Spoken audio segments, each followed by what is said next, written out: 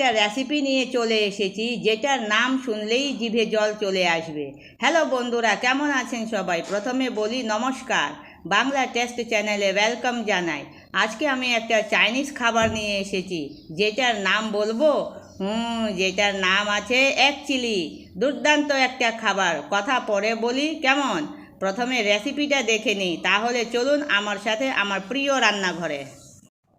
বন্ধুরা, এখানে আমি 7খানা ডিম নিয়েছি। ডিমটাকে প্রথমে সেদ্ধ করে নিয়েছি জলে, আর সেদ্ধ করার পরে ঠান্ডা হয়ে যাওয়ার পরে আমি এগুলিকে খোসা নামিয়ে দিয়েছি ডিমের। দেখেন ডিম ছোলা প্লেটে রাখা আছে। এখন আমি ডিমগুলিকে দু ফালি করে কেটে নেব। একটা ছুরির সাহায্যে সবগুলি ডিম দু ফালি করে নেব এইভাবে। এই যে কি সুন্দর দু ফালি হয়ে গেছে এইভাবে। এই দেখুন সব আমার ডিম কাটা হয়ে গেছে, কি সুন্দর দেখা যাচ্ছে। এখানে আমি ক্যাপসিকাম আর পেঁয়াজ চোখো চোখো করে কেটে নিয়েছি এইভাবে। আপনারাও এইভাবেই কেটে নেবেন। আর এখানে মিহি করে দুটো পেঁয়াজ কেটেছি, দুটো কাঁচা লঙ্কা কেটেছি, আর 6-7টা রসুনের কোয়া কেটে নিয়েছি মিহি মিহি করে। এখন একটা বাউলের মধ্যে আমি একটা ব্যাটার তৈরি করব। 3 চামচ ময়দা নিচ্ছি। 3 চামচ ময়দা নেওয়ার পরে এই যে কর্নফ্লাওয়ার নেব। কর্নফ্লাওয়ার নেব 2 চামচ। ময়দাটা বেশি আর কর্নফ্লাওয়ার কম, তো 2 চামচ নেব এই কি বলে কর্নফ্লাওয়ার। এই যে নেওয়া হয়ে গেছে। এখন এর মধ্যে দিচ্ছি গোলমরিচের পাউডার একটু, আর সামান্য লবণ। লবণটা একটু কম দেবেন, না হলে পরে লাস্টের দিকে বেশি হয়ে যাবে। একটা জিনিস দেব তার মধ্যে বেশি হয়ে যেতে পারে। এই যে এখন অল্প অল্প জল দিয়ে ব্যাটারটাকে তৈরি করে নেব।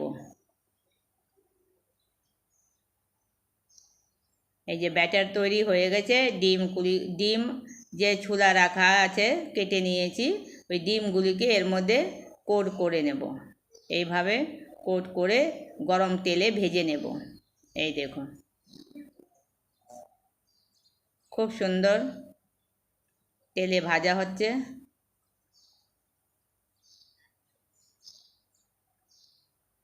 এই যে এইভাবে সব ডিম ভেজে নেব। এখন এই ক্যাপসিকাম ভেজে নেব। ক্যাপসিকামগুলিকে ভাজবো যখন, তখন ফ্লেমটাকে ফুল আঁচে রাখবো। আর এই যে পেঁয়াজগুলিকেও ভেজে নেব। পেঁয়াজ যে চোখো চোখো করে কেটে রেখেছিলাম, এই যে তুলে নিয়েছি। তুলে নিয়ে এখন ওই তেলে মেদে রসুন, কাঁচা লঙ্কা, পেঁয়াজ দিয়ে দিয়েছি একসাথে। এখন এটাকে হাই ফ্লেমেই ভাজবো। ফ্লেমটাকে লো মিডিয়াম কিছু করব না। এখন এখানে একটা সস তৈরি করব। আধা কাপ জল দিয়েছি। জলে মেদে 2 চামচ টমেটো সস দেব প্রথম। টমেটো সস দেওয়ার পরে soya sauce, dark soya sauce দিচ্ছি 2 চামচ। তারপরে চিলি সসটা 1 চামচ তো দেবেনই। তারপরে যদি একটু বেশি ঝাল খেতে চান তাহলে আর একটু দিতে পারেন। ওই ভাজা হয়ে গেছে পেঁয়াজ রসুন সব। এখন এই যে ভেজে রেখেছিলাম ক্যাপসিকাম আর পেঁয়াজ, ওগুলিকে দিয়ে দিয়েছি। একটু নাড়াচাড়া করে নিয়ে তারপরে ওই যে গুলে রেখেছি সস সেটা দিয়ে দিলাম।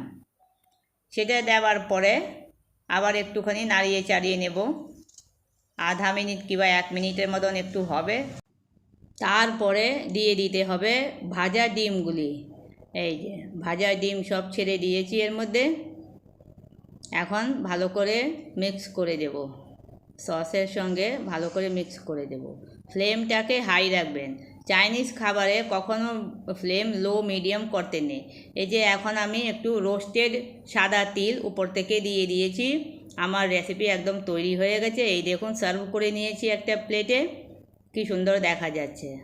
আমি লবণটা দিতে কম এই জন্যই বলেছি, কেন কি সসে মেদে লবণ থাকে, সেই আন্দাজে লবণটা দিতে হবে। আপনারাও বাড়িতে এইভাবে এগ চিলি তৈরি করবেন, আর পরিবারের সবাইকে সার্ভ করবেন, সবাই খেয়ে খুব প্রশংসা করবে। বন্ধুরা, যদি একটু এদিক ওদিক থেকে আওয়াজ পাচ্ছেন আপনারা, পেয়ে যান, তখন একটু ম্যানেজ করে নেবেন। কেন কি করি আমি, না হলে ভয়েস ওভার করতেই পারবো না, সেই জন্যই একটু সরি। আর আমার রেসিপিটা ভালো লেগে থাকলে এটাকে লাইক, শেয়ার, সাবস্ক্রাইব করার অনুরোধ রইল। আবার আসছি, বাই বাই।